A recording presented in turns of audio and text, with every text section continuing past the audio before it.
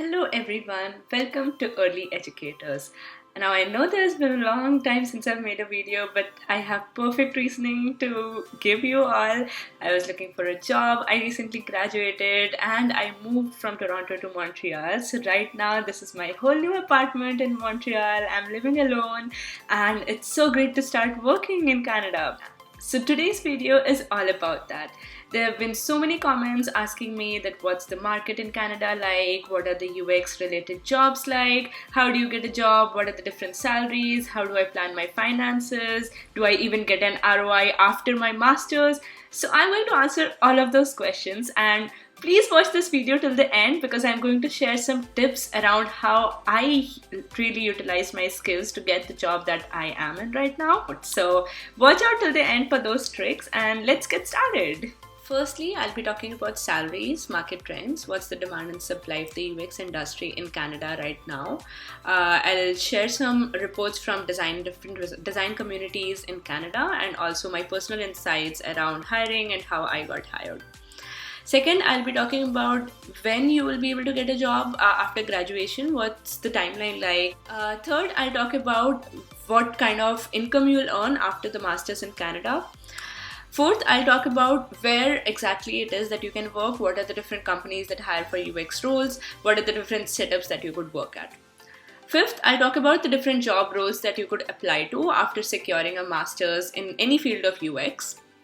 And finally, very realistic tips and insights that I think could be helpful if you're looking out for a job. So let's get started. So here it is, the DesignX community is a very popular community known in Canada. So it's a very reliable source of information, and recently they conducted a salary survey. So this one is of 2018. So I'm just going to compare this one with a very recent survey of 2020. So in 2018, you can look at they have shown like what's the male versus female ratio in different kind of design roles. So this is the most interesting aspect, right? You can look at, so here they have shared intermediate design salaries. So next I'll share the same community's report but for 2020. So this is an interesting graph that they took out, comparing different levels of your position. So like let's say you're at a junior position, so here you might be earning around 55 to 59k. At an intermediate level you could earn around 70 to 73k, and as you go senior, as your seniority increases, you can see that you can even touch the mark of like 100k, 130k and so on. I also want to share another, so this is talent.com. This is also a very reliable source of information. So here if you look at annual salaries, you can see that they have based it on 297 salaries right now, and the median salary that they found was $78,000. They've also like qualified based on like where you're located. The location is really important because in Canada your living costs differ if you're staying in Quebec versus if you're staying in Ontario. Like right now I'm in Montreal, so I pay additional Quebec taxes which are really high compared to what I would have stayed in Toronto. But in Toronto the living expenses are higher. Like I would have paid much more rent in Toronto compared to what I'm paying right now. Personal advice. So I was recently hired at OneSpan, and I've also like talked to a lot of different people who were hiring because I gave a lot of different interviews. I've been talking to people who are hiring right now as well, and what I've observed is that there's a lot of demand right now for, especially for UX design and research roles, even for product design roles.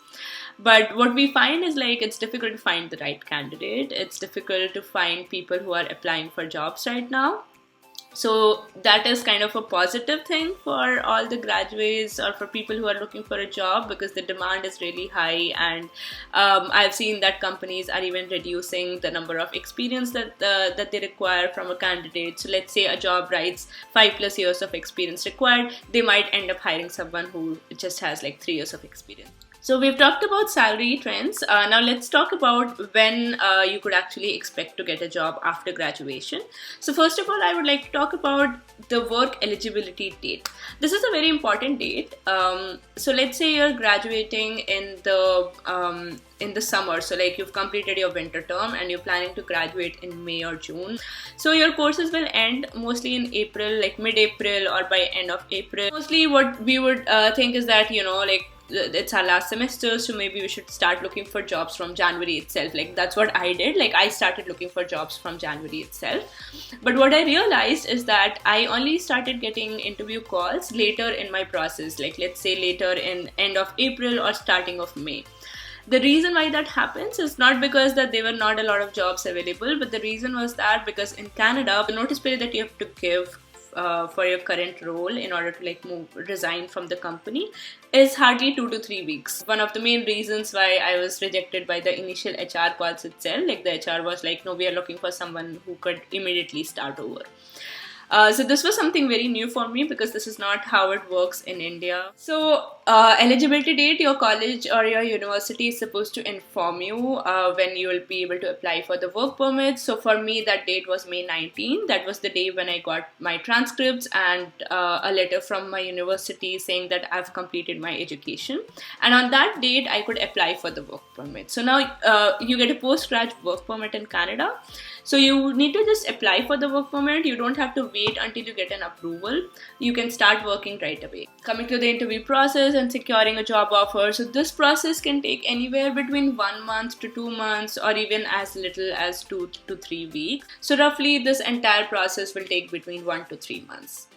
Now the $1,000,000 question, what will I earn after my master's degree? So usually what I've seen, the average offers are around 65 to 85K per year. These also resonate with some of the offers that I got when I was interviewing.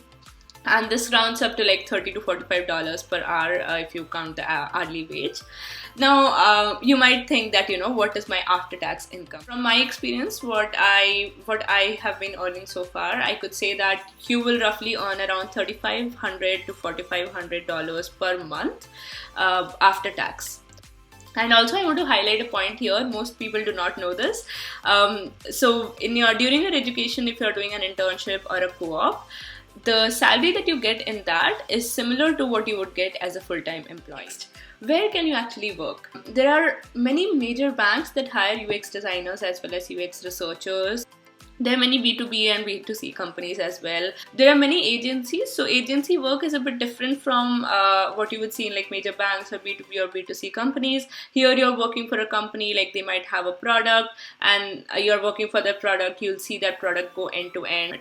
What happens in an agency setup is that you're basically doing a project for some other company, and then once that project is done, your job is done. So you get paid and that's done. So you don't know what would happen after that. Like, did they even like take your input, or did that product go live? What happened after that?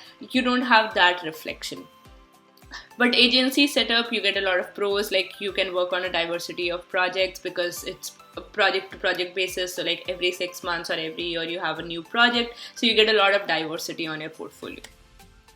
Next, startups. So in Toronto especially, I've seen a lot of finance-based startups like emerging in the last year. What kind of role can you expect? So when you're looking for jobs, I would suggest look at these different roles. If you're looking for more towards the design end, you can look at a UX designer role or a product designer role. These are mostly similar in many companies. If you're more oriented towards research, if you're interested towards like doing interviews, conducting some documentary research, or doing some usability testing, you can look at a UX researcher role. So it depends on like what company offers what kind of roles. Not every company has a researcher and a designer. Not every company has a UX designer as well as a UI designer. So now let's look at some tips and tricks. Building a meaningful network is really important, and this is not just like reaching out to people on LinkedIn and texting them or like asking for feedback on portfolio. You have to go one step beyond that. You have to maintain these relationships, keep talking to them at a regular basis, and also like really making it clear if you're reaching out to them for an interview or for like if you're interested in the job role, if you're interested in the company, make it clear like in the initial conversations, not like in the very first conversation, but make it clear that that is why you're making this relationship.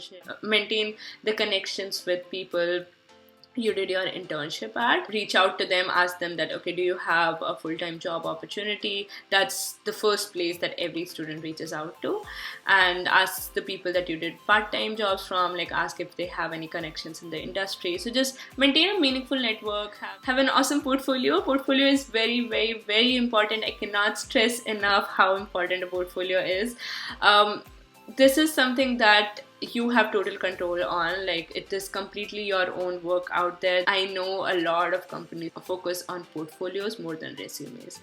So make sure you highlight your process in that, you highlight what kind of work you've done, have a diversity of projects in that, but really showcase your personal process.